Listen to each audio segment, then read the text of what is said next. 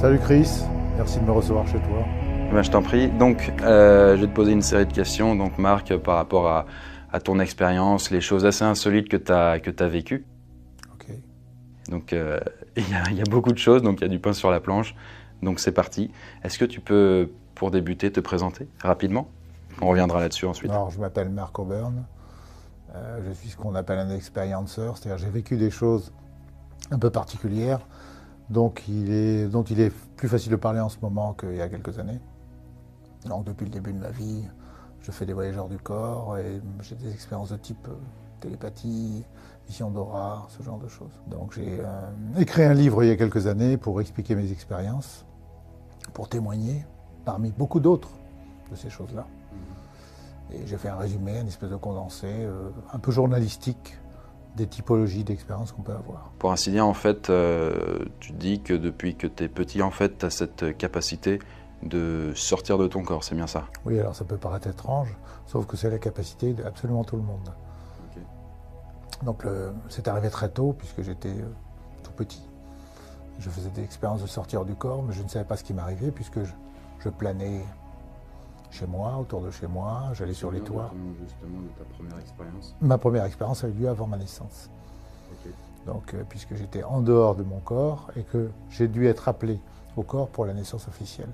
Et je me souviens parfaitement de ce moment-là, et je m'en suis souvenu toute ma vie, c'est-à-dire à 3 ans, 4 ans, 5 ans, je m'en souvenais encore, à tel point que quand j'ai revu l'endroit où je me trouvais à ce moment-là, juste avant de rejoindre ma mère qui était en train d'accoucher, j'ai retrouvé cet endroit quelques années après, en voyant qu'il avait tellement changé que c'était incroyable pour moi. Mais je m'en suis toujours souvenu. Ok. Et quand tu étais enfant, là encore, du coup, tu avais cette capacité que tu... Alors, je ne la comprenais pas. D'accord. Je comprenais que je pouvais circuler dans la ville, le village, explorer, aller chez les gens, voir des choses que je n'étais pas censé voir, apprendre des choses que je ne pouvais pas savoir autrement. Mais je ne l'avais pas encore intégré dans une espèce de construction intellectuelle. Comment c'est possible? Mais je savais que c'était possible et que je désirais faire ça tout le temps.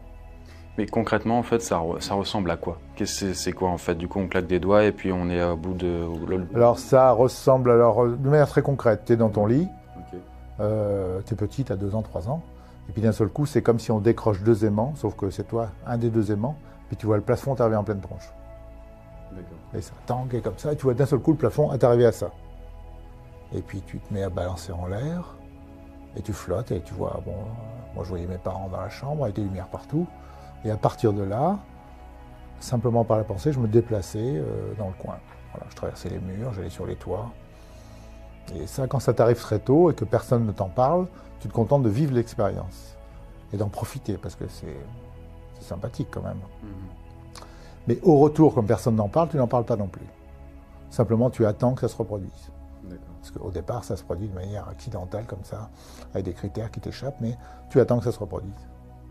Et tu t'es pas dit assez rapidement que c'était peut-être un cas en fait de maladie mentale ou de schizophrénie assez grave? À 3 ans, tu ne te poses pas ce genre de questions, ni à 4 ans, ni à 5 ans. Mais une fois que tu as grandi et que du coup tu as mûri la question? Je ne me suis pas posé la question, je me sentais bien équilibré. J'étais un bon élève, qui ne posait pas de problème particulier. Je n'en parlais à personne, mais j'y pensais tout le temps. Et comment faire pour recommencer? Mais je ne savais pas ce que je faisais exactement, comment c'était possible. Mais j'y pensais tout le temps. Tu provoquais pas la chose? J'ai essayé de le provoquer, mais je ne savais pas comment faire. Et quand ça arrivait de manière donc du coup naturelle, comment c'était en fait? Alors il y avait des symptômes préalables, par exemple j'avais l'impression que mon corps se déformait, que mes mains devenaient énormes ou ma tête énorme. Ce sont les symptômes énergétiques que j'ai compris après. Et puis il y avait cette espèce de décollement, et puis d'un seul coup je jaillissais hors du corps et je voyais le plafond m'arriver souvent dans la figure. Et je me mettais à tanguer, à flotter en l'air, immobile, comme ça. Et ensuite, à partir de là, je me déplaçais et j'allais visiter le coin. Qu'est-ce qui se passait si à ce moment-là, du coup, tu te retournais, à ce moment-là, tu étais censé voir ton corps? Au départ, j'ai jamais fait. Voilà, au départ, mon réflexe était d'explorer le coin, de m'éloigner tout de suite. Et je ne comprenais pas ce que j'observais. Je ne comprenais pas pourquoi il y avait de la lumière, alors que quand je décollais du corps, il était censé faire tout noir dans la pièce. Donc, dans mon enfance, je me suis posé un tas de questions en disant mais comment c'est possible que je vois toute cette lumière la nuit? Je ne comprenais pas. Donc, on parle de la petite enfance, 3 ans, 4 ans, 5 ans, 6 ans. Donc, je ne comprenais pas, mais encore une fois, personne n'en parlant, on ne va pas dire à ses parents, tiens, j'ai flotté au-dessus des toits la nuit, je suis allé par là, j'ai circulé, j'ai même été voir des gens que je n'étais pas censé aller voir. Très jeune, je suis pénétré chez les voisins. D'accord, avec ton... Avec cette contrepartie-là, ce corps-là qui glissait, et j'étais dans ce corps-là. Quel nom on pourrait donner à ce corps pour que ce soit plus On simple? donne le nom qu'on veut, mais bon, c'était un corps hyper léger. Alors on l'appelle le corps astral dans la tradition humaine, mais bon, on peut l'appeler autrement, ça n'a aucune importance. Moi, à cette époque-là, je ne pouvais pas lui donner de nom, je n'avais jamais entendu parler de ça, jamais je n'avais eu aucun retour de cela, simplement je vivais régulièrement ce genre d'aventure, et que j'ai 3 ans, 4 ans, 5 ans, 6 ans, 7 ans, j'y pensais tout le temps en disant, la prochaine fois c'est quand? Parce qu'il y a un tel sentiment de légèreté, de plaisir, de joie, que j'attendais la fois d'avant. Qu'est-ce que tu faisais donc du coup, une activité typique? Qu'est-ce que tu Alors, pouvais faire une fois que c'était du grand n'importe quoi, c'est-à-dire que j'essayais de me jeter avec mon corps physique en l'air et d'essayer de rester suspendu en l'air. Okay. Mais j'ai essayé des centaines, des milliers de fois. Mais je retombais sur mon lit. Je ne comprenais pas comment je retrouvais cet état. Je ne comprenais pas. Mais j'ai essayé des milliers de fois. Je me jetais en l'air, je retombais, je me jetais en l'air, je retombais. Comment pas concluant donc. Non, ça n'a jamais marché comme ça. Ok. Et avec le temps, donc du coup, tu as appris peut-être à dompter peut-être cette chose Alors, étrange. en fait, l'information est venue par des bouquins à l'adolescence, parce que j'avais donc de manière régulière, mais pas non plus tous les mois, toutes les semaines forcément, des informations de ce type-là et des aventures de ce type-là. Et puis à l'âge d'environ 16 ans, il s'est produit un événement majeur dans ma vie, mon père est décédé d'un coup, et il y a eu un enchaînement de circonstances qui font que j'ai été amené à lire dans les bouquins que... on peut sortir de son corps, je me dis, mais c'est ça que je fais depuis le début de ma vie. Tu pouvais mettre un nom sur le phénomène. J'ai pu mettre un nom sur le phénomène, mais il m'a fallu un renseignement extérieur. Et j'aurais préféré l'avoir à l'âge de 5 ans, ça m'aurait beaucoup avancé. D'accord, ok. Et à partir de 16 ans, donc là, tu pouvais savoir en fait qu'est-ce que c'était, mais oui. En quoi ça pouvait t'aider plus que ça? Ça m'a aidé parce que là, maintenant, je savais comment faire. Je comprenais ce que je faisais. Je savais que ce n'était pas mon corps physique, par exemple, qui s'envolait d'un seul coup, ou qui changeait de nature. C'était vraiment une autre enveloppe qui quittait le corps physique et qui allait se promener, plus ou moins loin. Ah, mais c'était peut-être dramatique. Qu'est-ce qui se passait pendant ce temps-là pour le corps physique Le corps physique dort dans le lit, lui. D'accord. Tout simplement. Tu as déjà eu l'occasion de le voir dormir? Oui, après coup, j'ai eu l'occasion de le voir. À l'adolescence, après, quand j'ai quitté le corps, j'ai vu le corps dans le lit. Et vu de l'extérieur, le corps, c'est pas un truc très sympa. Donc moi, je ne suis jamais trop attardé, sauf qu'à plusieurs reprises, je l'ai vu, ça c'est certain. Qu'est-ce qui se passait si tu t'en approchais, du coup? Tu risques d'être réabsorbé par lui. Donc le premier réflexe, c'est de s'éloigner le plus possible. Sinon, c'est réintégration, risque de réintégration rapide. Donc autrement, la pièce, tu la vois exactement telle qu'elle est. Hein. Tu vois ton corps qui dort sur le lit. Alors si tu es dormi, si tu dors en chien de fusil, machin, tu vois exactement le corps tel qu'il est. Sauf que tu es en dehors, tu vois le lit tel qu'il est, la pièce telle qu'elle est. Simplement, il fait plus de lumière que normalement. Tu vois. Tu vois dans le noir, normalement. Voilà. En moyenne, tu vois dans l'obscurité, puisque d'un seul coup, c'est plus l'obscurité. Comment t'expliques ça? Tu l'expliques pas. Moi, quand j'étais gamin, je ne m'expliquais pas ça. Je ne comprenais pas. Comment c'était possible? J'essayais de trouver les sources de lumière qui expliquaient le phénomène, sauf qu'il n'y en avait pas. Donc j'ai cherché dans toute la pièce à plusieurs reprises, là où ces événements avaient lieu. Et j'étais tout petit. Hein. Je me dis, mais comment c'est possible? On avait une espèce de poêle à charbon, tu vois. J'ai fait, je ne sais pas combien de fois le tour en disant, mais il y a un truc, il y a de la lumière qui doit sortir de là, c'est pas possible. Quand j'ai cette aventure-là, la pièce est illuminée, la lumière danse partout. Tu penses que c'était comme si tu avais des yeux de chat qui te permettaient de mieux voir l'obscurité ou c'était autre chose? Je ne posais même pas la question, c'était hyper lumineux. Tu es dans ton lit, il fait noir, tu sors de ton corps, il fait plus noir. Et ça danse de partout. La lumière qui danse. Mais c'est pas une petite lumière, c'est la lumière qui danse. Tu poses la question, mais ça vient d'où? Quand tu dis qu'elle danse, qu'est-ce que tu entends par là? Ça bougeait. En fait, c'était les auras de mes parents qui étaient dans la pièce, qui illuminaient la pièce. J'ai compris ça des années après. C'était hyper visible. Les auras, qu'est-ce que c'est? Les auras, c'est la radiation qui émet le corps physique et la personne qui était à l'intérieur. Cette espèce de lumière dont on parle dans la tradition humaine aussi, elle est réelle. Et à l'âge de 16-17 ans, la perception s'est développée spontanément chez moi. D'accord. À ce moment-là, du coup, avec le recul que tu avais, est-ce qu'il ne s'agissait pas juste de rêves lucides, qui en soi sont des choses assez extraordinaires? On n'est pas dans le rêve du tout. C'est-à-dire que quand tu sors de ton corps en état de lucidité, tu n'es pas dans le rêve. C'est-à-dire, si tu décides d'aller sur le toit, moi j'ai fait ça, et que tu poses sur le toit, et tu décides qu'il ne se passe rien, et bien il ne se passe rien. Tu es là sur le toit, il ne se passe rien. Dans un rêve, il y a toujours un déroulement, il y a toujours un enchaînement, toujours des trucs bizarres. Sauf quand tu prends possession du rêve et que ce qui devient lucide. Moi, il m'est arrivé de rêver, du coup, de voler dans mes rêves et de pouvoir faire des choses extraordinaires. Oui, ça reste un rêve. Dans un rêve lucide, ça reste un rêve, mais tu as une forme de lucidité, de contrôle, mais tu as une activité mentale incontrôlée. Dans ce qui m'arrivait, moi, vraiment gamin, c'est je pouvais survoler le village, enfin la ville, petite ville, et puis voir qu'il n'y avait personne dans les rues, aller fouiner à droite à gauche, regarder ce qui se passait chez un tel ou un tel. Il ne se passait rien d'autre que la vie normale. Il n'y a aucun fantasme. Que la vie normale. Si je décidais de rester au-dessus du clocher de l'église pendant 1 heure, ben, il ne se passait rien d'autre que rien. J'étais là, c'est tout. Et du coup, en fait, quand tu sors de ton corps, donc du coup physique, au moment où tu es en train de dormir, à ce moment-là, tu ressens peut-être des choses. Je ne suis pas en train de dormir, le corps dort. C'est ton corps qui dort, mais pas toi, d'accord. Et au moment où toi tu sors de ce corps endormi, est-ce que tu te sens dans un état un petit peu comme si tu étais drogué ou alors encore plus vivant? C'est exactement le contraire, oui c'est ça. Je me sens beaucoup plus vivant. Je sors d'un truc qui roupille, et qui est vraiment drogué, qui est vraiment mal foutu, et d'un seul coup j'émerge dans une condition, je suis en super forme. Là-dedans ça fonctionne super vite, je me sens hyper vivant, je me sens hyper joyeux, avec beaucoup de lucidité, donc ça a toujours été comme ça. C'est des caractéristiques qu'on retrouve. C'est pas du tout ce qu'on retrouve dans le rêve. Hein. Là, d'un seul coup, la mécanique mentale fonctionne très bien. On comprend les choses très vite. D'accord. Si par exemple, du coup, dans un état de lucidité normal, on est peut-être à 8 et donc éventuellement 10 sur 10, quand tu es hors de ton corps, qu'est-ce que tu peux atteindre? 12, 15, 20, 30, 40. Tu te sens encore plus réel que le réel, c'est ça? Ah oui, carrément. Quand tu réintègres le corps, tu as l'impression de rentrer dans une espèce de rêve insipide, bizarre, une espèce de théâtre d'ombre. Je sais pas justement si tu as vu le film Inception. Oui, je l'ai vu. Ça m'évoque ça justement, où tu as des embriquements de rêves, ou comme un petit peu un écho à notre propre monde, où du coup quand tu rêves, tu te rends pas compte que tu rêves, mais quand tu viens de te réveiller, tu te rends compte que c'était un rêve et qu'il était inférieur à la réalité. Oui. Et là, c'est un peu ce que tu dis. C'est un peu ça. Inception s'est inspiré un petit peu de ce genre de choses. À mon avis, il y a beaucoup de films américains qui s'inspirent des expérienceurs. Donc oui, il y a ça. Tu as vraiment l'impression d'avoir joué un rôle, d'être sorti du rôle et d'être dans un domaine où c'est vraiment toi, quoi. Voilà. Et puis là, tu vas te rabougrir pour rentrer dans le corps physique. D'accord. Comme si tu rentrais dans une sorte de... Un truc étriqué et froid. Pas ta taille. Peut-être, d'accord. À tout point de vue, c'est pas ta taille. Ça a mal fonctionné, c'est pas ta taille. Ça fonctionne, même les processeurs à l'intérieur fonctionnent mal, la mémoire fonctionne mal, il n'y a rien qui marche. Des fringues un peu trop serrées pour toi. Ouais, il n'y a rien qui marche, voilà. Et quand tu émerges de ce truc-là, waouh, liberté. D'accord. Est-ce que justement, puisque tu as ce sentiment, comme tu le dis, d'être encore plus vivant que tu peux l'être normalement, entre guillemets, tu as eu l'occasion du coup de pouvoir te ramener davantage de preuves que ce que tu avais vu était vrai? Oui, alors j'en ai eu rapidement des preuves.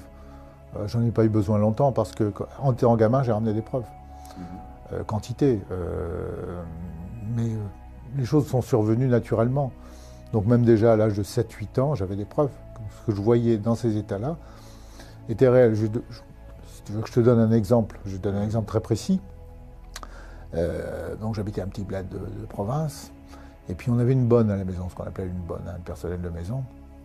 Et un matin, la bonne rentre dans ma chambre, sans crier gare, fonce vers la fenêtre pour ouvrir les volets. Donc elle me réveille au passage. C'est-à-dire elle me réveille, elle me ramène dans mon corps.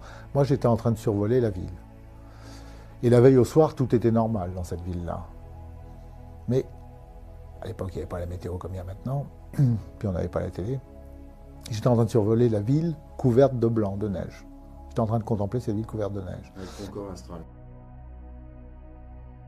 Avec mon corps astral. Donc j'étais au-dessus de la ville. Okay. Et donc quand la bonne m'a ramené dans mon corps, avant même qu'elle aille ouvrir les volets, je me suis levé dans mon lit en disant c'est tout blanc partout.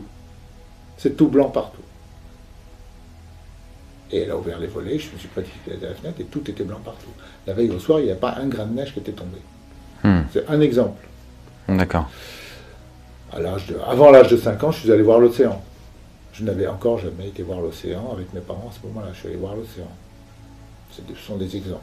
D'accord. Il y a eu d'autres exemples par la suite avec des preuves qui ont été objectives. Alors je te l'ai raconté il y a quelque temps, mais quand j'étais à l'adolescence, j'ai rencontré un camarade au judo Alors je ne sais pas si on va citer le nom de la ville, mais peu importe, son prénom était Alain, et il m'a emmené chez lui et j'ai reconnu l'endroit où il habitait parce que j'avais survolé cette ville-là quelques mois auparavant, et j'avais des détails sur cet habitat que je ne pouvais pas avoir. Tu n'avais jamais vu cette ville auparavant, en vrai. Vu peut-être dans un journal. Cet endroit de la ville, parce que pour arriver chez lui, il fallait traverser un espèce de garage. On arrivait dans une espèce de petite cour, je t'avais raconté ça, et on rentrait dans la cuisine, et quand je suis arrivé dans la cour, qui était normal, j'ai dit ta cour n'était pas dallée il y a quelques mois. Elle était normale, hein. Et je dis les dalles, par contre, elles étaient prêtes à être posées, elles étaient posées là. D'accord. Ça, c'est un élément. Et il était stupéfait, parce que les 6 mois, on ne se connaissait pas. Et personne de la rue ne pouvait voir ça. Ok, ça c'est incroyable. Donc en gros, ce que tu dis, c'est qu'avec ton corps astral, donc puisqu'on l'appelle comme ça, tu t'étais baladé et par hasard, tu étais tombé sur cette ville. J'étais passé au-dessus de la butte de cette ville, Oui. mais à Mac 10, hein, à toute allure, j'avais jeté un vague coup d'œil en bas, mais j'avais mémorisé suffisamment de détails pour quand je suis revenu par hasard dans cette cour, j'ai dit ah, je la connais. Et il pouvait t'arriver parfois, parce qu'à l'époque, j'imagine qu'il n'y avait pas Internet. Il n'y avait pas Internet, donc on est d'accord. Je suis du 20e. Et du 20e, peut-être du 19e, on ne sait pas. J'ai eu des passages dans le 19e. Donc oui, en fait, puisque tu avais cette capacité de sortir régulièrement de ton corps de chair, tu pouvais te balader, tu pouvais visiter des bleds, des villes, etc. Oui. Voilà. Et ça t'arrivait donc du coup peut-être j'imagine de ramener des souvenirs ou des choses que tu n'avais pas. Et quelquefois des preuves. Je raconte dans mon livre qui a été publié il y a 6 ans, en 2013. Ça date. Hein. Ça date, ouais, t'étais tout jeune. Hein. Que j'ai rencontré quelqu'un, enfin que j'ai observé quelqu'un en Amérique du Nord, au Québec. Cette personne, je l'ai rencontrée physiquement des années après. Je l'ai reconnue. Je l'avais vu. Je n'étais jamais allé là-bas physiquement, mais j'ai reconnu cette personne. Et il figure en toutes lettres dans mon bouquin. Il s'appelle Laurier. Je l'ai retrouvé 20 ans après. Okay. Il traînait au bord d'un lac. Il pêchait peut-être. Non, il était avec des potes, il s'éloignait. J'avais vu tout son avenir se dérouler. D'accord. Je savais ce qu'il allait devenir. Donc quand j'ai retrouvé Laurier par hasard, j'ai voulu le voir et je lui ai dit je te connais, je t'ai déjà rencontré. T'imagines un peu le truc. Et comment ça, tu m'as rencontré? Je te connais. Et donc, le fait de sortir, qu'est-ce que ça symbolisait en fait pour toi? Autre le fait de voler, en fait, tu pouvais peut-être te balader autour de ton patelin, en fait, quelque part, tu étais peut-être comme rattaché à ce lieu? Non? Alors bon, les premières sorties, tu vas pas très loin, mais assez rapidement, quand tu prends ton autonomie, tu tailles la route. Hein. Pourquoi tu restes à côté de l'endroit où tu habites? Non, tu t'en vas. Tu t'en vas, tu traverses les océans, tu visites la planète, tu vois plein de choses. Tu peux t'éloigner de la planète. Alors, les premières fois, t'éprouves un sentiment un peu, pas du vertige, mais quelque chose de, oh, est-ce que je fais bien de m'éloigner de ce truc-là? C'est quand même ta mère, en quelque sorte. Là, on le ressent, c'est ta planète mère. Et puis après, tu t'habitues. Mais est-ce qu'elle est bien ronde ou elle est plate, comme certains disent? Alors, moi, j'ai des questions comme ça tout le temps. Je suis désolé, la planète est ronde, grosso modo. D'accord, ok. Et ni en forme de patate, ni plate. Je sais pas d'où ça sort, toutes ces histoires-là, mais non. Elle est ronde. Elle est comme on les voit, comme on voit les planètes sur les photos de la NASA. Grosso modo comme ça. Mais la plupart de tes voyages, donc tu te baladais autour de la Terre, c'est ça? Tu pouvais aller où tu voulais? Tu avais des limites? Alors, les limites, c'est les limites que ton mental a. Donc, il faut savoir qu'il existe pas seulement l'univers physique, il y a d'autres dimensions. D'accord. En haut et en bas. Donc, si tu veux bien vibrer plus fort, tu vas aller voir d'autres dimensions, parce que les gens ont appelé les paradis ou ce genre de choses, peu importe, mais d'autres dimensions qui vibrent plus fort. Ou des dimensions qui vibrent moins fort, dans lesquelles il y a un peu plus d'obscurité, moins de jolies couleurs. Ce que certains appellent le paradis, l'enfer, pour caricaturer. Très schématiquement, hein, on va aller chercher les enfers plutôt en bas, parce que c'est des mondes qui vibrent moins fort. Donc j'ai appris à circuler aussi là-dedans. Il y a beaucoup de personnes comme moi qui ne circulent que sur le plan physique. Mais quelques-uns, une part d'entre nous peuvent circuler naturellement dans ces dimensions-là. J'ai commencé à le faire assez tôt, sans avoir de point de repère, parce qu'il n'y a pas de carte, il n'y a pas d'historique, il n'y a pas de bouquin qui raconte ça. D'accord. Donc tu te retrouves dans des mondes comme ça, et tu n'as aucun point de repère. Simplement, il y a beaucoup de lumière, il n'y a souvent pas de soleil, mais il y a beaucoup de lumière, des gens hyper sympas, des couleurs prodigieuses, tout est beau. Il n'y a plus de planètes, à quoi ressemblent ces mondes supérieurs, c'est ça, ces mondes supérieurs? Oui, mais tu peux te retrouver sur une planète d'un monde supérieur, tu peux voir des choses extraordinaires, tu peux aller dans les cosmos des mondes supérieurs. Donc ils sont gigantesques, probablement beaucoup plus grands que le cosmos physique. Donc, c'est pas parce que tu commences à explorer que tu as fait le tour de tout. Tu as des sondages comme ça, à droite et à gauche, et tu reviens à chaque fois en disant, j'ai encore découvert un truc, et tu vois l'étendue de ta méconnaissance, à chaque fois, qui s'agrandit. Le monde est plus grand que ce Plus que tu la science découvres, imagine. plus tu te dis que tu sais rien du tout, et que c'est encore plus vaste dans toutes les directions, et tu reviens en disant, oh là là, là, j'imaginais pas ça. D'accord. Et pour rester sur le plan plus, plus terre à terre, c'est le cas de le dire, encore que du coup pouvoir sortir et se balader, c'est quand même peu terre à terre quand même. Quand tu t'es éloigné de la Terre, qu'est-ce que tu pouvais être amené à faire si c'est quelque chose que tu as essayé de faire? Tu files vers le cosmos profond. Ok. Tu vas visiter le coin. Alors tu files vers les étoiles, tu vois des étoiles gigantesques, tu vois des nuages de gaz comme on voit sur les photos des astronautes, sauf que tu les longes. Et tu vas très vite, donc il n'y a pas la vitesse. C'est-à-dire tu vas à la vitesse de la lumière un Non, peu tu moins? vas plus vite que ça. Alors moi je ne sais pas la vitesse de la lumière, 300 000 km par seconde. Heureusement que tu vas plus vite que ça. Mais tu vas vraiment plus vite que ça. Comment tu peux expliquer d'aller plus vite que Je ça? n'explique pas, je dis c'est voilà, ça se fait. C'est probablement le véhicule qu'on utilise n'est pas limité par la vitesse de la lumière physique. Il va plus vite, il va beaucoup plus vite. Est-ce que tu sens qu'il y a eu une limite justement? Je ne pense pas qu'il y ait de limite. Peut-être qu'il y en a une, mais je n'ai pas trouvé. Je ne pense pas qu'il y ait limite de vitesse. Par exemple, l'étoile la plus proche du Soleil, du coup, c'est Alpha du Centaure. Le temps. Donc, Elle a 4 années-lumière. Oui. Tu mets combien de temps? Rien. Rien du tout. Tu peux te rendre là-bas même si tu l'as jamais vu. Alors, tu vas pointer une étoile en disant je vais par là, mais tu ne vas pas évoquer en toi le nom d'une étoile en disant je vais aller voir ce temps. Là, ça va te mener à rien du tout. Tu peux décider ton itinéraire visuellement, tu vois. Ou alors, c'est un endroit où tu t'es déjà rendu. D'accord. Alors, tu as déjà une adresse en quelque sorte, un peu comme si tu avais un Google Maps. Tu as des coordonnées, tu y vas. Alors, c'est surtout l'empreinte mentale, on va dire subtile, l'identité du lieu, que tu vas évoquer en toi qui va te ramener là-bas. D'accord. Il faut le connaître déjà, en fait. C'est une sorte de signature. Si tu veux revenir à un endroit, effectivement, il faut avoir une sorte de signature. Mhm. Enfin, pour des gens comme moi. Ou tu peux aller à l'aventure, explorer. Ça m'évoque un petit peu dans les jeux vidéo où en fait tu peux te balader dans un monde et le monde de le départ tu l'as pas visité, Oui. et quand tu veux te rendre dans un lieu il faut l'avoir vu, et une fois que c'est fait tu as cette capacité de téléportation. Ils sont très bien inspirés les gars des jeux vidéo parce que c'est exactement ça. D'accord. Et après je ne prétends pas moi expliquer pour tous les expérienceurs, je parle pour moi. Voilà mes limitations, voilà ce que je peux faire. Je peux retourner dans un lieu à condition que j'ai l'adresse en quelque sorte, l'identificateur. D'accord. Et qu'est-ce que tu as été amené à faire en fait hors de la Terre? Aller retrouver par exemple les planètes où j'ai été avant ce cycle-là.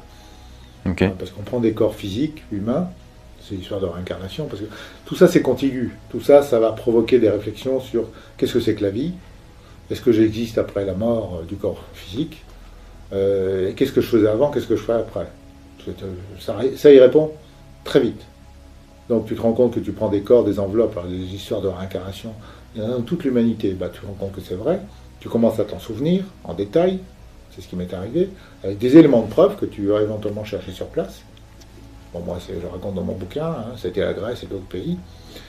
Et puis, une fois que tu as compris ça, tu te dis, mais est-ce que toute l'éternité, je vais prendre des incarnations humaines? Et tu te rends compte que non. Enfin, en tout cas, humaine, terrestre, également. Tu te rends compte que tu viens, avant cela, tu viens d'ailleurs. Mais tu ne t'en rends pas compte par une espèce de mécanique mentale, d'imagination, non, tu te souviens. Et moi, mes premiers souvenirs de ces choses-là sont arrivés à 14 ans. D'accord. Et ça te tombe comme ça dessus? Ça m'est tombé comme ça une nuit. J'étais sidéré. Voilà, ok. Parce qu'encore une fois, à quoi comparer ça? Bon, à l'époque, personne ne m'avait informé de quoi que ce soit, il n'y avait pas de bouquin là-dessus. Et là, ils se rendent compte qu'ils ont du poil aux zizi, et toi, du coup, tu te rends compte que tu avais des vies dans le passé. J'ai des vies dans le passé avec beaucoup de détails. Ok. J'étais incapable. Et surtout, je me suis dit, mais comment même mon imagination aurait pu fabriquer ça? C'était inimaginable. Donc, tu as 14 ans, tu t'interroges, tu te dis, mais c'est quoi ça? Tu n'as pas de réponse. D'abord, tu n'en parles à personne. Si tu es un peu prudent, tu n'en parles à personne. Quel genre de choses incroyables tu as pu voir? Tu sais que c'est réel. Tu sais que c'est réel. Tu peux pas t'expliquer comment, mais c'est réel. Tu as cette intime conviction, en fait, de la réalité. Archi certain. Tu sais que c'est réel. Et quand tu te baladais dans ces espaces profonds, comme tu le dis, quel genre de choses incroyables tu as pu voir? Ou qui t'avaient un peu interloqué? Enfin, je prends juste l'exemple qu'on était en train d'évoquer. Tu Ouais. vois, sur la planète où tu as vécu, tu vois qu'il y a 3 soleils.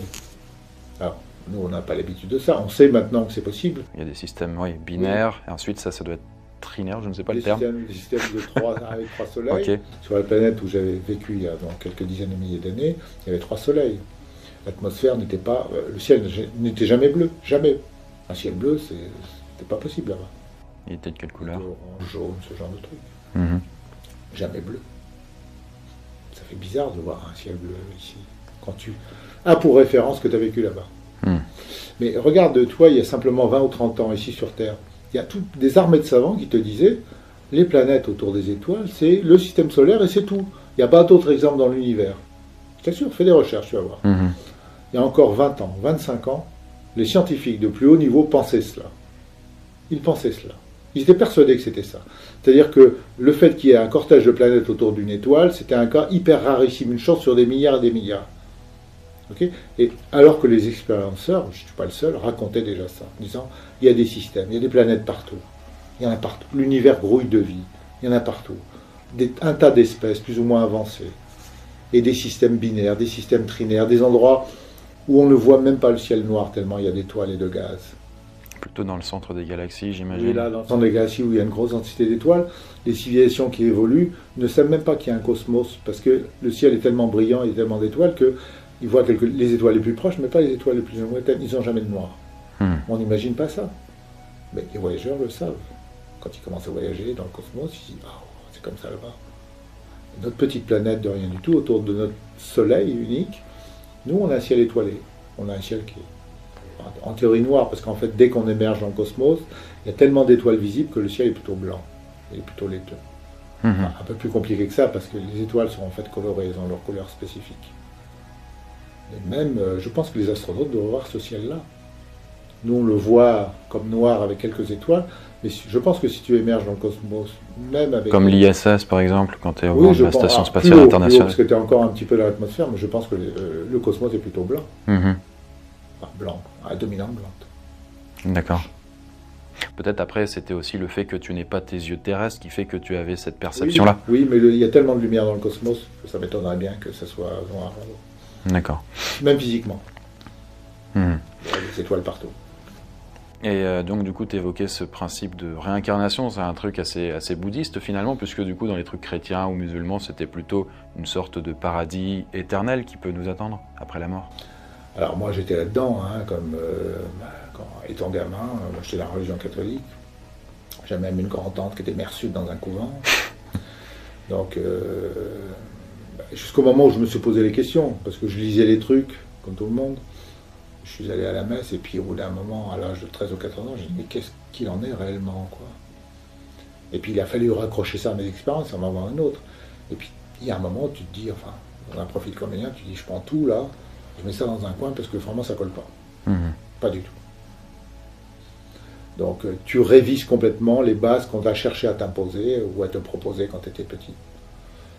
Et moi, sur des personnalités comme moi, tu prends tout, tu jettes, grosso modo. Rien n'allait dans les croyances terrestres. Rien. Donc, tu prends tout. Le mieux, c'est de tout balancer. Il y a quelques brides de vérité, peut-être, De par-ci trucs, par-là. mais tellement... à quoi ça sert, quoi, hein, c'est tellement faussé. Ouais. Alors, c'est un peu extrémiste, hein, comme discours, sauf que... Enfin, je sais pas, t'imagines, t'as une pièce remplie de dossiers, Mhm. et puis t'as simplement quelques feuilles qui contiennent des trucs intéressants. Mhm. Tu vas quoi? Tu vas garder l'ensemble? T'as 10 tonnes de papier qui sert à rien, pour 3 lignes qui sont à peu près correctes. Bon, ça va, tu peux t'amuser à garder les 10 tonnes si tu veux. Moi, je jette tout, et je reconstruis. En disant, qu'est-ce qui est sûr? Qu'est-ce que je peux vérifier par moi-même? Qu'est-ce que j'observe?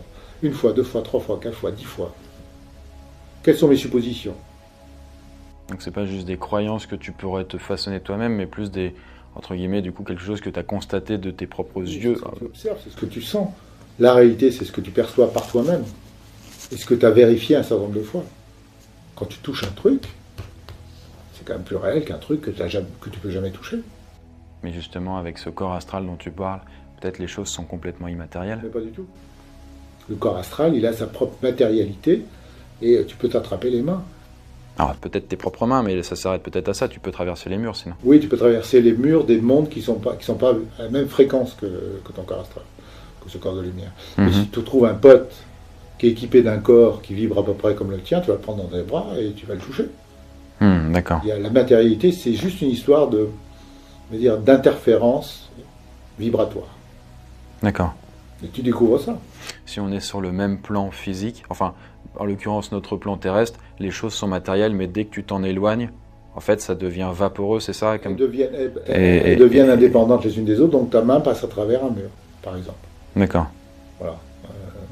Dans la plupart des conditions, quand tu es hors dehors du corps, tu vas passer à travers un mur sans aucun problème. Tu vas le sentir un peu ou pas du tout. Mais ça pose aucune difficulté. On est sur une espèce de paradigme, une espèce de représentation de la réalité qui est complètement dénuée d'expérience. Notre science ne sait rien. Et pourtant, il y a plein de choses qui nous parlent. On a une coexistence d'ondes électromagnétiques qui sont toutes au même endroit en même temps et qui pourtant n'interfèrent pas les unes avec les autres. Les ondes électromagnétiques traversent ton mur. Eh bien, le corps. Tu penses que du coup c'est l'électromagnétisme, le corps astral? Alors, il y a, pas forcément, la nature propre de ce corps-là. Je pense que le corps énergétique est de nature, enfin très proche du monde électromagnétique, ça on le sent très bien. Je pense que le corps formé de lumière comme ça, c'est pas de la lumière physique. C'est quoi le corps de lumière? Tu parlais du corps astral avant. Je parlais du corps astral, on l'appelle aussi le corps de lumière. D'accord, c'est la même chose. On va dire comment on veut, on s'en fiche. Okay. Il a ses caractéristiques qui fait qu'il n'a pas de limite de vitesse, par exemple. Moi, je vais plutôt définir les choses par leurs caractéristiques plutôt que par des noms. Parce que c'est pas parce que tu tournes un nom, un truc que tu comprends.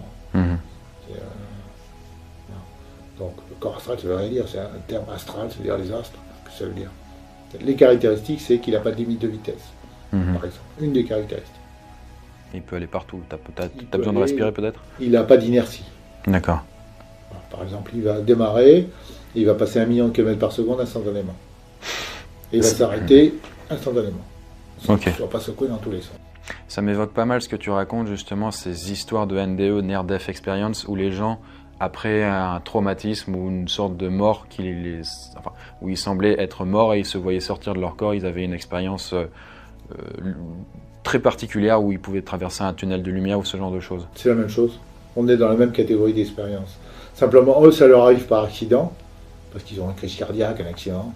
Et nous, ça nous arrive indirectement, on va dire par hasard, ou bien de manière volontaire. Mais c'est la même catégorie d'expérience.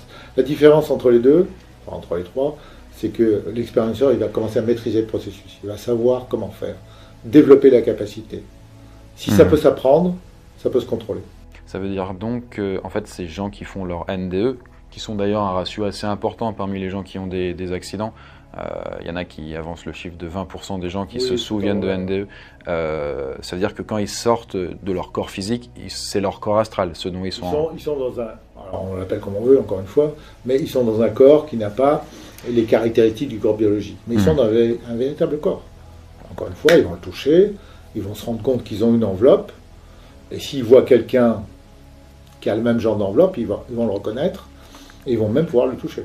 Et par rapport en fait à ces histoires de NDE, il y a certains scientifiques et médecins qui ont essayé de se pencher sur le phénomène et qui en ont conclu, en tout cas dans certains articles, je sais, que finalement ces expériences avec ce tunnel, le fait de se voir sortir de leur corps, étaient simplement provoquées par le fait que le cerveau envoyait une sorte de shoot, bref, au moment où il décède ou au moment où il y a un événement assez traumatique qui fait que ça va soulager ces personnes en fait de quelque chose de trop brutal. Alors, c'est une hypothèse. Est-ce qu'elle est vérifiée? Et de quelle manière? Une hypothèse scientifique, ce n'est pas une conclusion scientifique. Il y a par ailleurs quantité de scientifiques qui ont abordé le problème autrement, en disant comment est-ce qu'on explique avec le shoot dont tu parles, qu'un gars qui sort hors de son corps le NDE, par exemple, aille voir sa grand-mère en disant elle était dans telle condition, elle était habillée de telle manière, et puis elle était en train de faire telle chose. On a l'exemple dans un bouquin d'Elisabeth Kubler-Ross de quelqu'un qui sort hors du corps et qui, en montant au-dessus de l'hôpital, voit une basket sur le toit de l'hôpital. D'accord. C'est ça comment avec un shoot de je sais pas quoi. La basket a été là, les gens sont montés sur le toit, ils ont trouvé la basket. Ok, elle a vu quelque chose qu'il n'était pas possible de voir avec son corps physique. Voilà. Et c'est bien là. C'est un exemple. Mais on dit puis ça comment avec le shoot de je sais pas quoi. Donc des hypothèses, alors des hypothèses farfelues dans le monde scientifique, il y en a eu des kilos hein, depuis l'histoire de la science. Hein. Une hypothèse scientifique, c'était que la Terre soit le centre de l'univers. C'était une hypothèse scientifique, dogmatique, religieuse, mais scientifique aussi. C'était impensable, même scientifiquement, que la Terre ne soit pas le centre de l'univers, que le Soleil ne tourne pas autour. C'était il n'y a pas si longtemps que ça. Hein. Il y a encore des gens qui démontrent que la Terre est plate scientifiquement. En ce moment. Heureusement, ils ne sont pas nombreux. Ouais, mais ça circule hein, quand même. Donc, bon, des hypothèses scientifiques délirantes, il y en a plein. Jusqu'au moment où on bâtit quelque chose qui fonctionne. Un modèle qui fonctionne, qui nous permet de faire des développements technologiques, par exemple. Et alors, donc du coup, par rapport à ce que tu racontes, on pourrait imaginer que donc comme tu fais des choses assez olé olé, hein, pour résumer, au niveau du fait de sortir de ton corps, etc. Forcément, du coup, tu dois être une personne olé olé et que ça doit peut-être se traduire dans ta vie professionnelle. Qu'est-ce que tu es devenu une fois sorti de l'adolescence? Les gens qui vont écouter cette vidéo, qui vont me reconnaître, vont pas me reconnaître en fait. Hein. Parce que je n'étais pas du tout une personne olé olé dans la vie professionnelle. J'ai eu des responsabilités relativement importantes. Je n'avais pas la réputation d'être un farfelu du tout. Et j'étais plutôt solide sur mes jambes.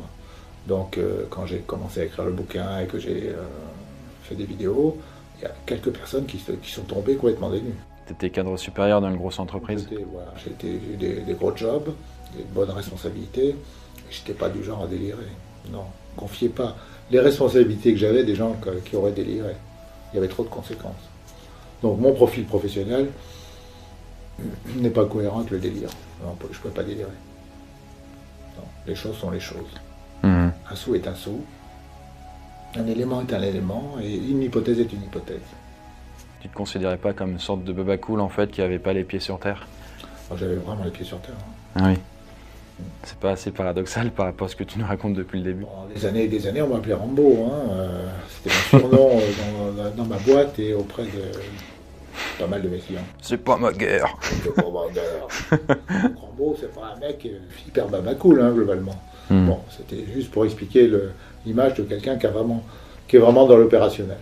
D'accord. Qui est très pragmatique, qui analyse les situations, qui décide une stratégie et qui la mène à bien. D'accord. Voilà, c'était moi, pendant des années. Et donc du coup, tu avais dit au début que tu n'étais pas le seul en fait à vivre ça. Et je parle pas de Rambo évidemment, mais du coup de tes voyages hors du corps. Qu'est-ce qui te permet d'affirmer ça? C'est peut-être un super pouvoir que tu avais tout simplement? Pas du tout. Alors, on retourne le problème. En disant, moi j'ai pas un super pouvoir parce que je me rends bien compte que c'est une capacité naturelle. Si on est tous uniquement des corps biologiques, eh ben, à la mort du corps biologique, tout le monde disparaît et puis c'est fini. Mais moi, je me suis rendu compte qu'on n'était pas des corps biologiques. Que toi, tu n'es pas un corps biologique. Tu utilises un corps biologique. Donc, ce qui m'arrive à moi, va t'arriver à toi. Au moment de la destruction de ton corps, celui-ci, tu vas te retrouver en train de flotter en dehors, comme les gars des NDE. Donc, il n'y a rien de particulier à des gens comme moi. On a simplement vécu un cas particulier de prise de conscience. Avant que toi, ça t'arrive, c'est-à-dire... Même si c'est dans 80 ans, ça va t'arriver bientôt. Tu vas découvrir que tu n'es pas ce que tu crois. Tu n'es pas ce corps. Il n'y a rien d'exceptionnel. Il faut donc du coup que le commun des mortels attende de mourir pour savoir en fait ce que ça fait de pouvoir se balader. Ça, c'est pas un problème. Ou il peut décider d'expérimenter par lui-même et de vérifier par lui-même. Et d'éviter de piocher dans les bouquins, des systèmes de croyances, voire des religions, en disant « je veux savoir ». Il y a quand même des gens qui disent « je veux savoir ». Et il y a eu toujours ça. Autrefois, il y avait des gens, on les a appelés les explorateurs. On leur parlait de l'Afrique, on leur parlait des Amériques. Ils ont dit, je veux savoir. Je vais y aller moi-même. Moi-même. Je veux voir de mes yeux. Je veux toucher avec mes mains. Et ils ont été explorés. Et ils ont compris. Ils ont vu. Ça, il s'agit d'explorateurs du monde réel, du coup, des nouveaux continents. Je disais à ces gens-là, quelquefois, quand ils partaient, n'y allez pas, vous êtes fous. Pourquoi vous allez là-bas? Vous ne savez pas ce que vous allez trouver. Ça se trouve, il n'y a rien. Au-delà des mers, il n'y a peut-être rien. Le vide, vous allez tomber, donc je ne sais pas quoi. Ils ont entendu des histoires. Mais ces gens-là, ils se sont dit, je veux savoir. Eh bien, quelqu'un qui veut savoir peut savoir. C'est le message que je voudrais faire passer dans ta vidéo. Quelqu'un qui veut savoir peut savoir. On ne parle plus de croyance, on parle d'aller vérifier soi-même. Il y a maintenant des méthodes. C'est-à-dire que tu incites les gens en fait à se suicider? J'incite les gens, pas du tout, à aller vérifier par eux-mêmes que c'est possible. Et c'est expérimentable. On peut le faire soi-même. On peut faire le voyageur du corps volontaire soi-même. il faut faire des accidents de la route pour avoir des NDE, c'est ça? Alors, si tu fais une NDE et que tu as un accident de la route et que tu es éjecteur de ton corps, tu vois, il y a des millions, peut-être des dizaines de millions de personnes à qui c'est arrivé durant ces dernières années. Alors, il y a des études de fait. Et moi, ce que je propose, c'est plutôt d'utiliser les techniques ancestrales de l'humanité, parce que l'humanité est au courant de ce truc-là. Quand tu vas circuler dans les civilisations, que ce soit les chamans ou autre chose, ces gens-là, ils ont su faire ça, toujours. Mais je ne sais pas pourquoi, depuis quelques centaines d'années, on enfume les gens. On leur raconte des histoires. Bon, il y a les religions, qui sont là pour bien manipuler l'humanité. Mais il n'y a pas que ça, il y a la volonté que les gens n'aient pas la connaissance par eux-mêmes. Et moins ils ont la connaissance par eux-mêmes, moins ils sont libres. Quand la personne découvre qui elle est en réalité, et je ne suis pas mon corps, je suis autre chose. Quel est son degré de liberté? Il est beaucoup plus grand que celui qui ne sait rien, qu'on maintient dans l'ignorance par des religions ou par des systèmes de croyances étriqués. C'est tout à fait différent. Tu ne contrôles pas quelqu'un qui est libre. Tu l'accompagnes, tu vas avec lui suivre son évolution, mais quelqu'un qui est libre, tu ne le maîtrises pas. Il est libre. D'accord, ok. Donc du coup, oui, toi, comme tu le disais au départ, c'est quelque chose qui t'est arrivé naturellement, qui t'a été peut-être, finalement, tu n'as pas contrôlé la chose, tu sortais de ton corps, en fait, que tu le veuilles ou non, et puis petit à petit, en fait, t'as eu une sorte de passion pour cette chose, on va dire. Tout de suite. Voilà, tout de suite. Et tu as appris peut-être à comprendre et à maîtriser le phénomène. C'est ça. Et tu penses que ça, justement, ça peut... Ça prend. Tout le monde pourrait le faire. Absolument. D'accord. Tout le monde peut apprendre la musique, il y a des gens qui sont plus ou moins doués, tout le monde peut apprendre à nager, tout le monde peut apprendre à conduire une voiture. L'idée que c'est réservé à une espèce d'élite ou à des gens talentueux est complètement fausse. D'accord. Voilà. Ça fait partie de l'enfumage de l'humanité actuelle. C'est faux. C'est un fait avéré, et on peut apprendre à voyager hors de son corps en toute lucidité, sans utiliser de drogue, sans se suicider, sans se manger un accident de la route. Je parle bien de ça. Puisque c'est un phénomène naturel et qu'on est tous structurés de la même façon, absolument tous, pourquoi ça ne serait pas possible? C'est possible. Après, si ça se produit peut-être pas naturellement, en tout cas de manière consciente, c'est peut-être qu'il y a un danger à le faire.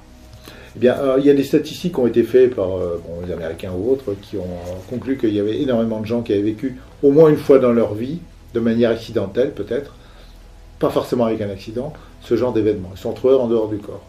Bon, ce qui prouve que ça arrive fréquemment. Mais il n'y a aucun souci à faire ça. C'est comme de sortir de ta voiture. Tu sors de ta voiture, tu n'es pas en danger. Tu rentres dedans.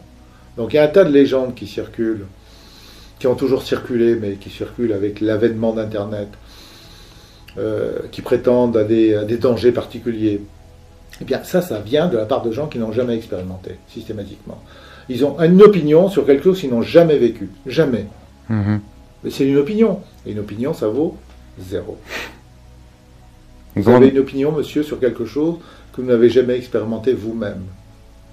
Et vous dites, ça fait ça.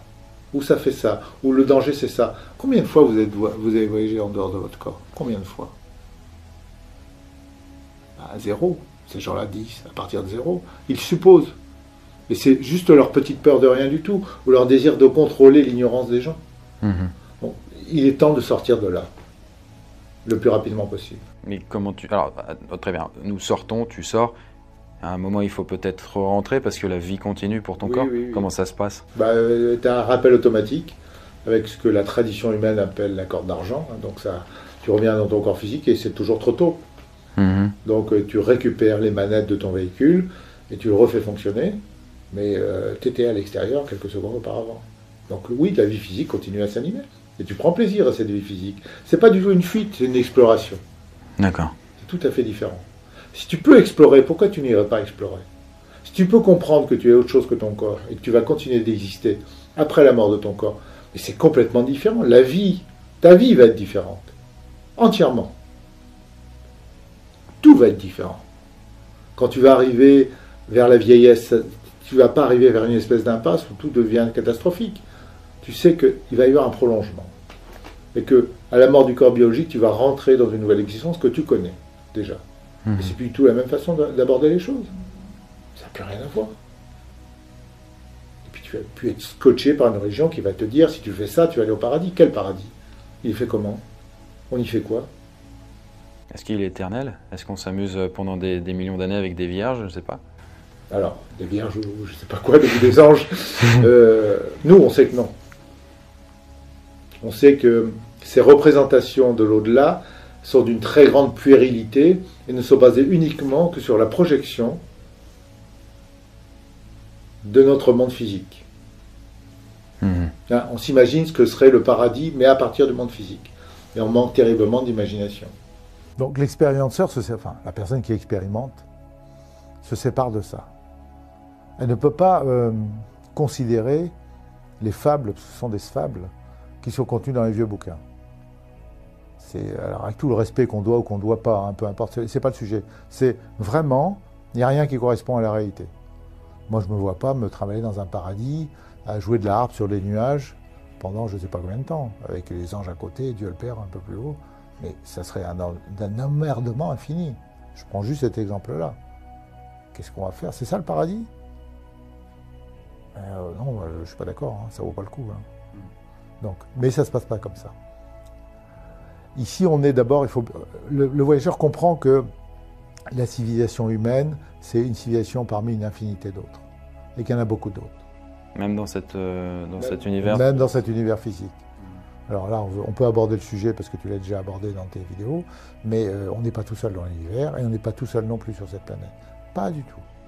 Tu veux dire qu'il y a des requins, des dauphins et compagnie, d'autres animaux? Oui, il y a d'autres animaux, mais il y a aussi des gens qui ne viennent pas de cette planète, qui sont ici sur cette planète.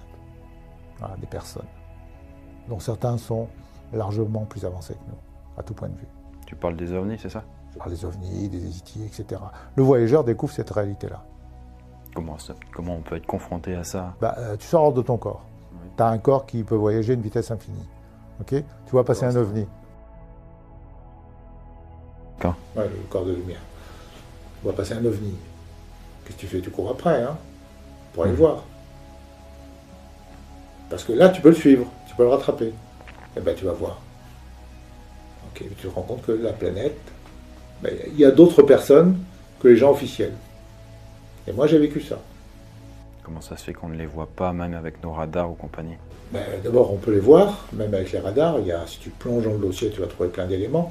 Ensuite, il y a quand même des explications qui sont très techniques, voire scientifiques. Quand un objet se déplace à 20 000 km/h, par exemple, il va traverser tout le système radar en un clic. Il n'y aura même pas de spot sur l'écran radar. Et même visuellement, tu ne le verras pas parce qu'il va trop vite. Tu vois, maintenant, il y a quantité d'observations, on ne va pas faire la vidéo là-dessus peut-être, mais il y a quantité d'observations qui montrent qu'on a des visiteurs, et depuis un bout de temps, et qu'ils sont sûrement nombreux quand même. Ok, donc tu vois beaucoup de choses insolites et qui ne sont pas croyables, on va dire, quand tu es capable de sortir de ton corps. Mais du coup, tu avais parlé aussi, notamment quand tu étais plus jeune, tu te baladais notamment dans ton village, ce genre de choses. Qu'est-ce qui se passe quand tu vas voir d'autres personnes? Tu vois les personnes telles qu'elles sont, physiquement. Quand elles dorment, qu'est-ce que du coup tu vas les voir dormir, mais l'intérêt est limité quand même. Hein. Donc, il y en a certains qui émergent hors de leur corps, qui réintègrent le corps, parce que c'est un phénomène naturel, la sortir du corps. Donc après, ils sont en train de rêver, donc ils réintègrent, ils sortent, ils vont se balader, peu importe. Mais tu vois la vie telle qu'elle se déroule normalement. Quand tu sors hors de ton corps et que tu es par exemple ici, tu sors hors de l'immeuble, tu vois les voitures en bas. Et si c'est la pleine nuit, c'est la pleine nuit. Il ne se passe rien de particulier. Donc tu vois aussi des gens qui sont en dehors de leur corps, en état de rêve ou pas, qui circulent, et pour certains d'entre eux, tu peux discuter avec eux. Il n'y a rien de spécial. Tout est naturel, comme dans le film Ghost. C'est complètement inspiré de ce genre d'expérience. Sauf que c'est mieux que ça. Ça voudrait dire donc que ce qu'on appelle les fantômes, ce sont des personnes qui sont restées là, des corps astraux. Alors, il y a différents types de fantômes. Hein. Il y a effectivement des gens qui sont restés là parce qu'ils étaient attachés, par exemple, ils sont à Lyon, ils sont attachés à Lyon, ils restent dans le coin. Il y a aussi des gens qui ont tellement désiré ou tellement eu de nostalgie du lieu, ou des gens qui sont en train de quitter, qu'ils ont consolidé leur coque d'énergie. Et la coque d'énergie, elle a gardé une certaine autonomie. Elle reste dans le coin. Donc, il n'y a personne à l'intérieur de la coque, mais il y a toute l'apparence de quelqu'un. Alors, c'est deux catégories on va dire de résidents permanents. Mais ces résidents-là, il n'y a personne dedans. C'est bidon, c'est une coque vide. D'accord. C'est une sorte de mémoire, en fait. C'est une mémoire comme une mémoire un automate. Qui a réuni de l'énergie, et ça se tient parce qu'il y a eu beaucoup d'énergie au départ. D'accord. Voilà, ça finit par se dissoudre. Mais il y a aussi des gens qui restent. Donc, hors du corps, tu les vois. Tu peux aller discuter avec eux, mais pourquoi vous êtes là? Vous êtes là depuis combien de temps? Tu as des discussions passionnantes? Non, pas du tout passionnant. Pas du tout. Ils savent rien. Et s'ils ne voyagent pas, s'ils ne sortent pas du coin où ils sont, c'est qu'il y a des raisons. C'est qu'ils ont un esprit très limité. Ils sont surtout accrochés à leur univers physique tel qu'ils l'ont connu. Donc non, il n'y a aucune discussion intéressante avec ces gens-là. Enfin, moi, j'en ai pas encore eu. C'est quand même la preuve directe qu'il existe autre chose que le monde physique. Et que tu vas continuer, toi, Chris, tu vas continuer d'exister après ça. C'est une bonne nouvelle. Je suis ravi de l'apprendre du coup. Tu vas pouvoir YouTuber, peut-être dans les mondes supérieurs. Donc, on peut créer une chaîne YouTube ailleurs, ça impliquerait que Google se soit répandu dans l'espace. Des moyens surdéveloppés. Mais tu parlais en fait de corps de... Alors, tu parles du corps physique, ça je crois qu'on comprend ce que c'est. Le corps astral, ça te permet de te balader, mais il y a aussi un corps énergétique. Qu'est-ce que tu appelles énergétique? C'est vraiment... alors, c'est du quasi-physique pour des gens comme moi. C'est-à-dire, c'est ce qui va faire le lien entre le corps astral, si on prend ça, et le corps biologique. Le corps astral va contrôler le corps biologique par l'intermédiaire des champs d'énergie du corps énergétique. Qu'est-ce que c'est de l'énergie pour toi? Alors, c'est un certain état de la matière. Alors, moi, je la vois facilement depuis que j'ai 17 ans. Donc, en ce moment même, je la vois autour de toi.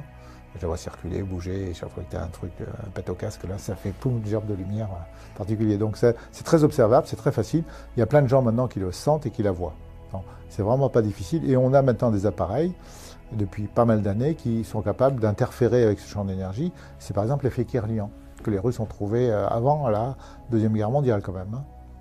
Donc il y a une objectivation de cette énergie, et pour moi, pour répondre à ta question, c'est de la quasi-matière. C'est de la quasi-matière, c'est de la matière.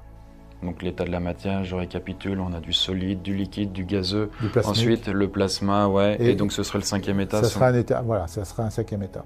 Okay. Je suis persuadé que c'est ça, parce que ça a une masse et une inertie. Comment ça se fait que la science n'a pas encore découvert cette chose? Tu penses qu'elle a tout découvert, la science? En tout cas, les scientifiques en ont plus ou moins la conviction, certains. Voilà, donc il faut avancer. On n'est pas au bout de la science, hein. On en est au début. On n'a pas tout découvert. Il y a 50 ans, on pensait être arrivé au bout de la science, pratiquement. C'est les scientifiques qui disaient on a tout compris à tout. Il y a eu même un collègue au début du XXe siècle qui nous disait on a finalement presque tout compris à tout. Il était il y a un siècle. On n'avait pas encore inventé l'informatique ni rien. On se rend compte que ces gens-là, ils avaient beau être très brillants à leur époque, en fait, c'était des gros nazes. On en est au début du début du début du début. Pour tout. D'accord. Il n'y a que quelques siècles de science, ou au mieux, en fait, quelques millénaires, donc du coup, de découverte. De véritable science et de technologie. On a quoi, 2 siècles, 3 siècles de science et de technologie? Et regarde tout ce qui s'est passé ces dernières années.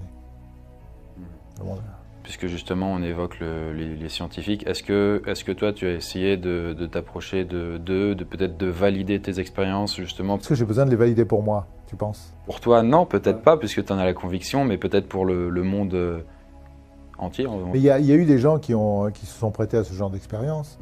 Il y a eu par exemple Robert Monroe aux États-Unis. Il y a eu des gens qui pouvaient agir sur la matière, comme Uri Geller ou Jean-Pierre Girard en France, qui ont été testés par des scientifiques. Hein. Tu cherches sur Internet, tu vas trouver tout ça. Hein. Les gars, vraiment sous contrôle scientifique, avec, je prends l'exemple de Jean-Pierre Girard, tout ça, ça a été validé. Et pour arriver à quoi? À rien. Il ne s'est rien passé. Aucune conclusion. Ah bah oui, il fait ça. Donc pour l'instant, la science a peu de moyens. Elle n'a pas le paradigme, les conceptions qui permettent d'héberger ces vérités-là. Hein. Ça viendra. Encore une fois, notre science est débutante, naissante, c'est embryonnaire. On ne sait rien, ou presque rien. On est juste au début du début, je répète. Donc ça évoluera. Et on pourra expliquer pourquoi un vaisseau extraterrestre voyage plus vite que la lumière. Pourquoi il peut se dématérialiser, entre guillemets. Qu'est-ce que ça veut dire, concrètement? Alors déjà, je fais partie de ceux qui pensent que c'est déjà fait. Une partie des scientifiques humains ont compris comment ça fonctionne. Eh bien... Est-ce que pour toi, un humain est français? Non, je fais un lapsus. Je pense au contraire qu'en France, on est peu avancé dans ce domaine-là. Alors, voilà. Il y a des programmes de rétroconception de technologies extraterrestres, je suis très affirmatif, qui ont permis des avancées majeures. Ça, c'est ce que tu as lu ou ce que tu as vu? Non, c'est pas ce que j'ai vu. Je ne parle pas de ce que je ne parle jamais de ce que j'ai lu. Si je dis j'ai lu un truc, je te dis j'ai lu un truc. Mais je parle de ce que je sais. À travers tes expériences de À voyage? travers des expériences de différentes natures. Il y a une partie de ces expériences de différentes natures dont je ne souhaite pas parler pour l'instant. D'accord. On en arrive rapidement à la conclusion. Enfin, rapidement, pour ainsi dire, c'est quand même la vidéo la plus longue de la chaîne, même si, bon, elle est différente des autres. Qu'est-ce que tu appellerais la réalité au regard de ton expérience? La réalité, c'est d'abord tes perceptions. Là, c'est la réalité, donc. Alors, ce que tu perçois, ça te permet déjà d'établir ta réalité. Ce que tu peux toucher, ce que tu peux sentir, ce que tu peux voir. Première définition de la réalité. Deuxième définition, c'est le sentiment d'identité. Tu es toi. Et tu as le sentiment d'être là. Tu as un sentiment de présence. Si tu ne savais pas te localiser dans l'espace, c'est quoi le sentiment de réalité? Donc, un autre critère, c'est ça. Ensuite, la mémoire. Si tu n'avais aucune mémoire, Chris, c'est-à-dire ce qui s'est passé il y a 5 secondes, tu t'en souviens plus. Ça veut dire, c'est quoi la réalité dans ce cas-là? Je suis quand même réel, même si je ne me souviens pas. Oui, mais de ton point de vue. Je sais pas du coup. Bah, Je tu n'ai sais pas, pas, du coup. encore, j'ai Voilà. pas encore Donc, Alzheimer, donc. Ben justement, de ton point de vue, les choses sont réelles parce que tu as de la conscience et de la mémoire, et des perceptions, et des émotions, et des pensées. Et que dans cet univers que tu perçois comme réel, tu as une forme d'autonomie et de contrôle. Si tu es dans un univers où tu peux absolument bouger rien, n'exercer aucune force et n'influencer sur rien, tu pourrais te poser la question de la réalité. Tu serais dans un espèce de rêve.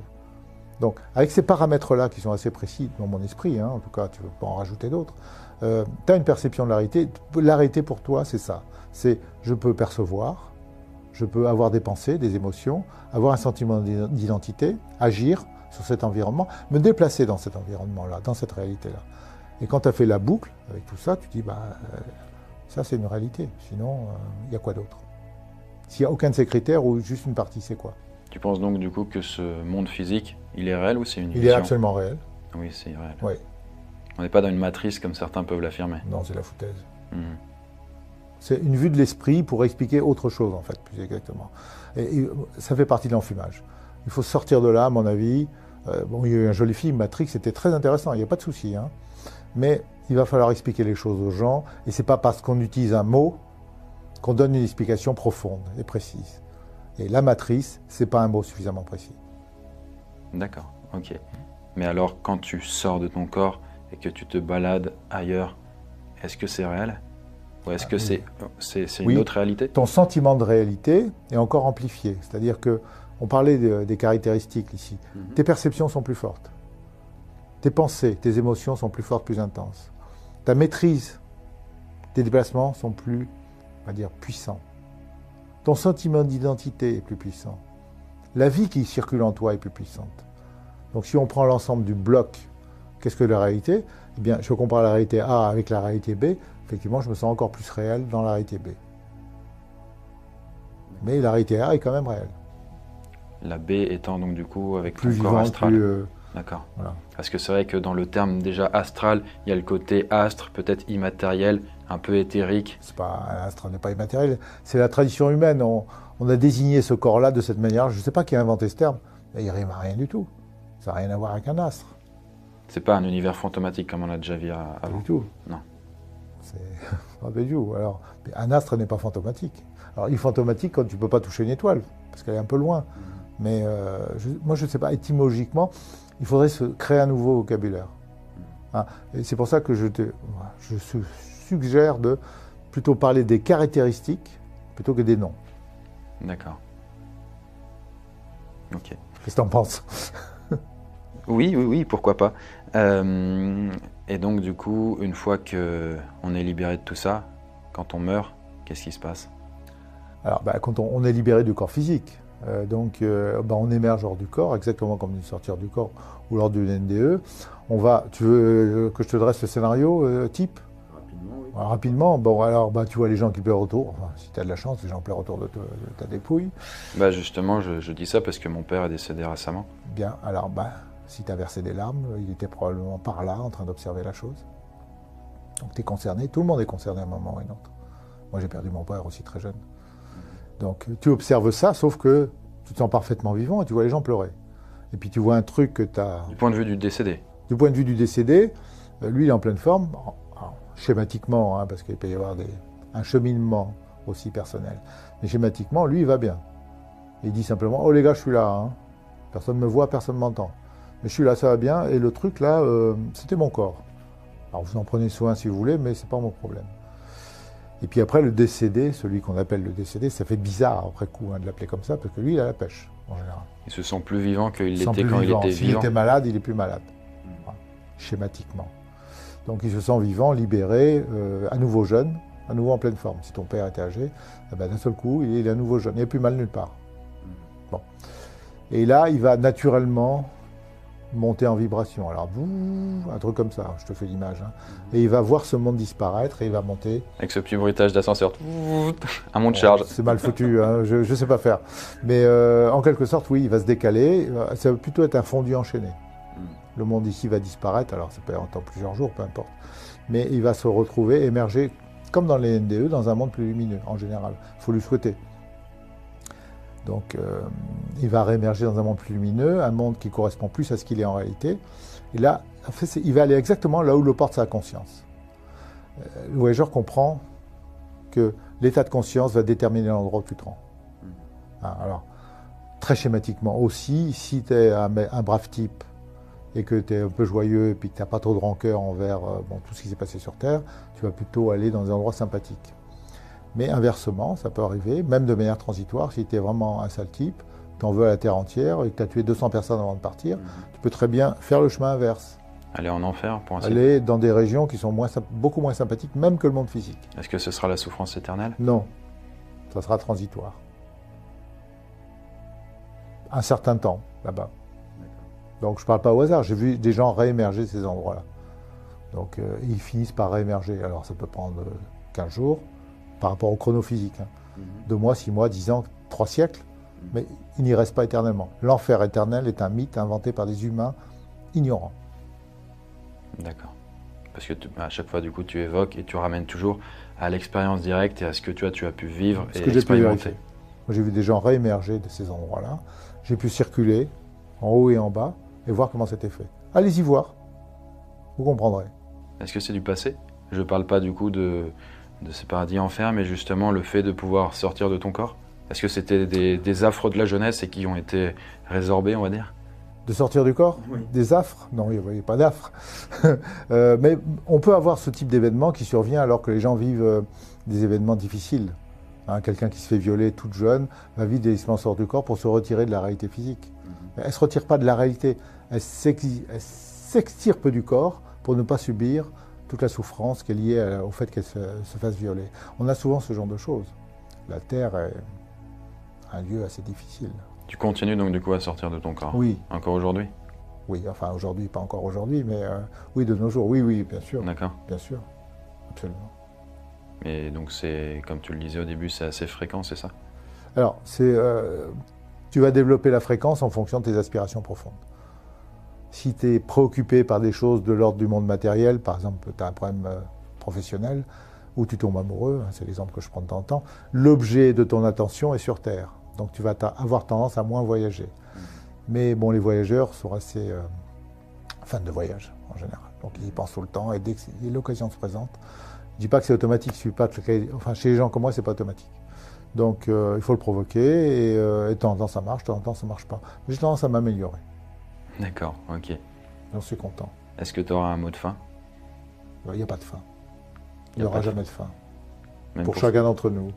C'est l'éternité, c'est l'infini. Jamais de fin, jamais de début. Jamais de limite. C'est notre destin, c'est notre domaine d'expérience. On n'a pas eu de début, on n'aura pas de fin. C'est ça mon mot de la fin, il n'y a pas de fin. Ok. Merci Marc. Merci.